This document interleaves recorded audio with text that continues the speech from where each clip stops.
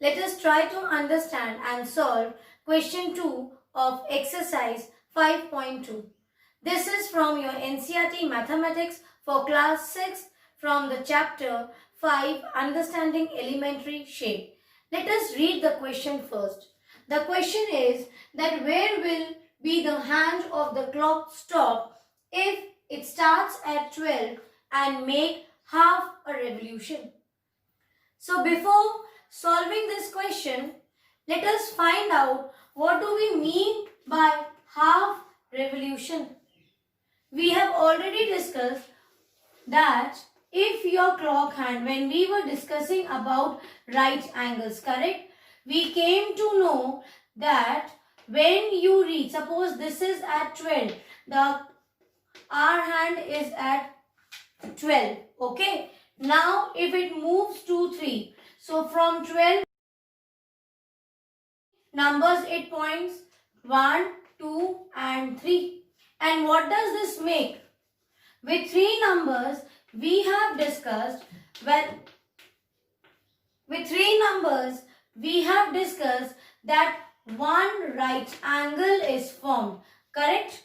One right angle, or you can say if we talk about fraction, so 3 upon 12, 3 ones are and 3 fours are 12. That means if we talk about 1/4 of revolution, that means it will point at 3 numbers. Remember, these are the tips what we are learning. If we want 1/4 of revolution, or it is given that one right angle is formed, so where will be the R hand? So in that case also remember, if it is about one right angle, or if it is about 1/4 of the revolution, or if it is only starting from one number and points 3 number, in that case what is the common thing? That the R hand will move to 3 numbers. This is for 1/4 of revolution. Now same way, this was one right angle by 3 numbers. So that means 2 right angles, you will have 6 numbers, correct? See, 2 right angles. Here you have 4, 5 and 6. So see, this is your one right angle and this will become your 2 right angle. That means, see here, this becomes half a revolution. So with 2 right angles, that means you point 6 numbers. Or what can we say? We can say that half revolution. Why I am saying half? Let us find out. Because total we have 6 numbers out of 12. 6 ones are, 6 twos are. That is half revolution. So if the question is about that the R hand is pointing at some number and it moves half a revolution. So what will you do? You will now understand when you see half revolution that you have to move 6 numbers. Or it was given that the R hand is pointing at 12 and it moves to 2 right angles. In that case also you will point to 6 numbers and the last number, that is the 6th number where it points, that will be the answer. So I hope this much you have understood. What we have done, we have tried to understand what is the meaning of one right angle. We understood one right angle means where the R hand points 3 numbers. With that we have taken out its fraction, correct? Same way with 6 numbers we have taken out the fraction as 1/2. Same way for 9 numbers you have fraction of 3/4 revolution. So this you have to keep in mind. If it is given half revolution, you will move 6 numbers, okay? And if it is 3/4 of revolution, you will move to 9 numbers and stop at the last one. Let us now start. Let me rub this part.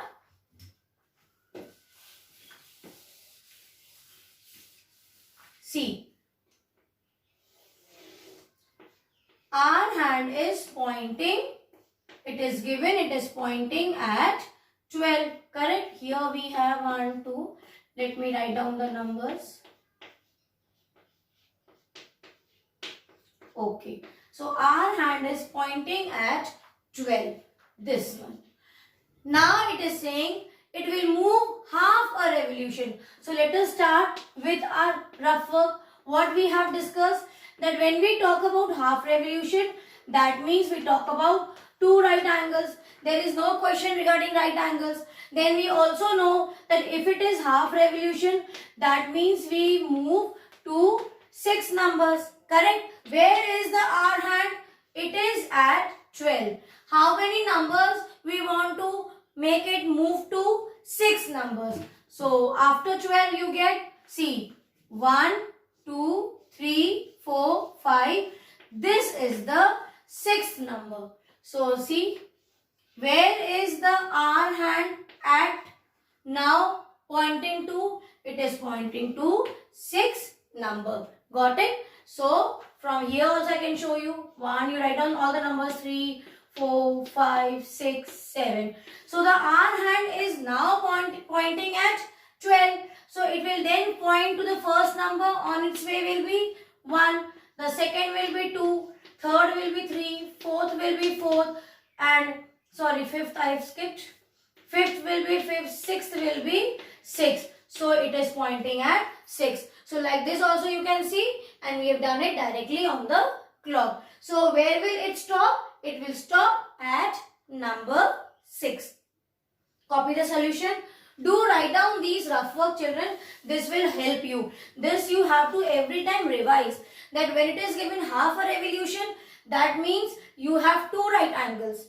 Or that also means you move to 6 numbers. If it was 1/4 of revolution, that means only 3 numbers we skip. That also means we have 1 right angle. So let me see what is there in the second question. Now see, in the second question, C part, now it is saying that the R hand is at 5 and it will make 1/4 revolution.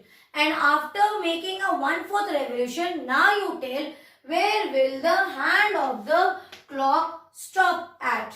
So what do we mean by 1/4 revolution? We mean that we skip to 3 numbers, or we have total 3 numbers in 1/4 revolution. It also means it will be only 1 right angle formed by 1/4 revolution. So let us make a clock again.